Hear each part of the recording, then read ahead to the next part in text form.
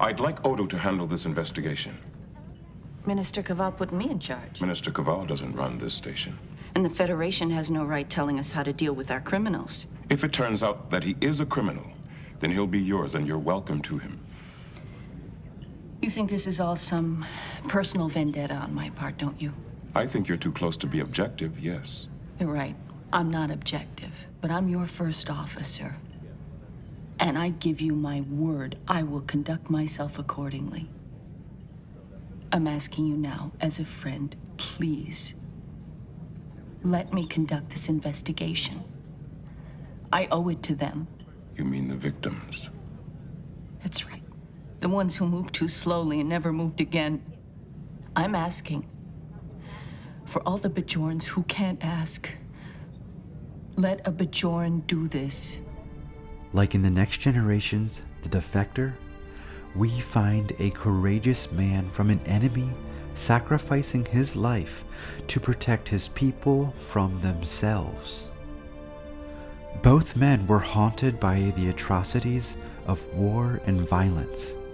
Both men lost something of themselves. For Gerak, his sons. For Maritza, his self-respect. And of course, I'm talking about the Season 1 episode of Deep Space Nine, Duet, a haunting masterpiece of brokenness which results from genocidal atrocities.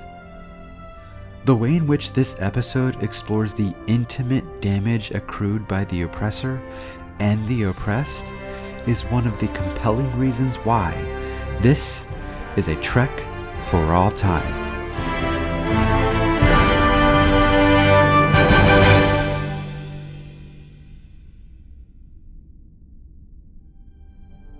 Duet is essentially a play.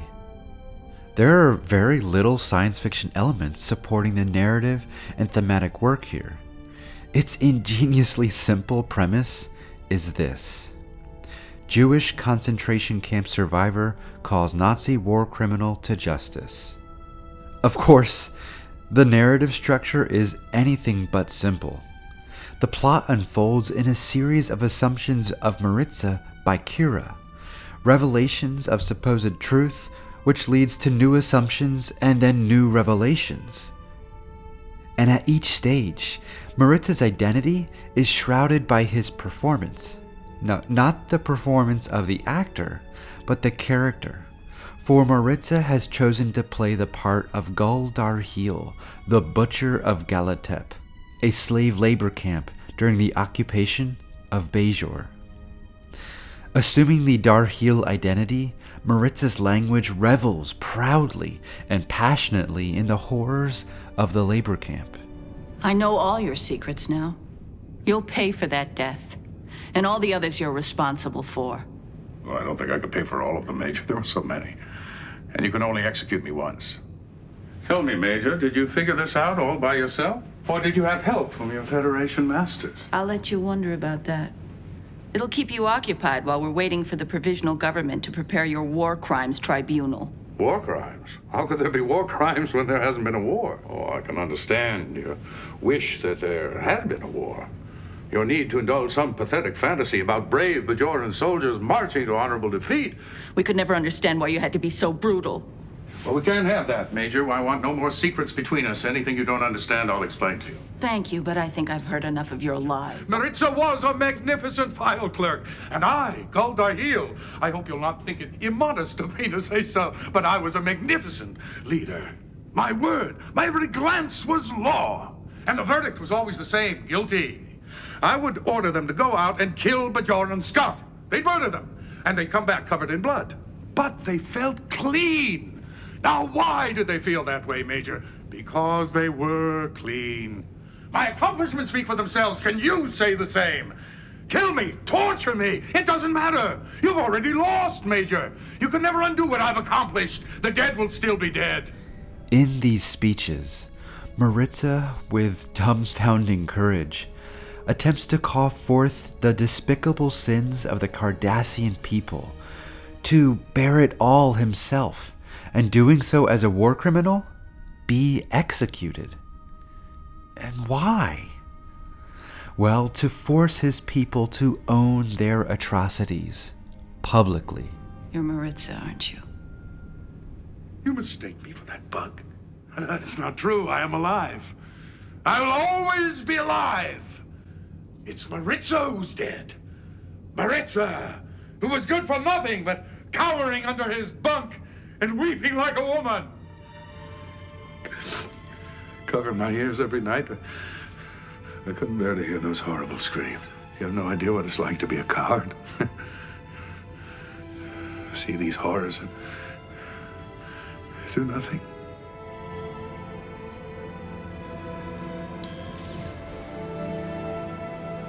What are you doing?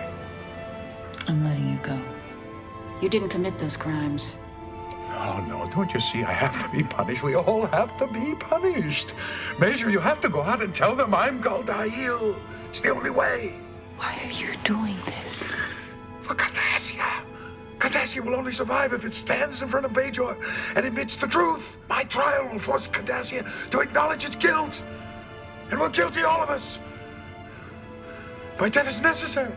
What you're asking for is another murder. Enough good people have already died. I won't help kill another. A man who did nothing more than maintain files stands in as a symbolic sacrifice to appease Bajoran's suffering and to call his people to a place of truth so they can move on and become something more than former occupiers. Duet is a startling story of desperate redemption seeking, of brokenness, and of shame, compelling truth to break out into the open and be acknowledged. And like Jirac in The Defector, Maritza's courageous willingness to sacrifice his identity to force his people on a better path is a form of courage rarely seen, but certainly worthy of exploration in this haunting story, this trek for all time.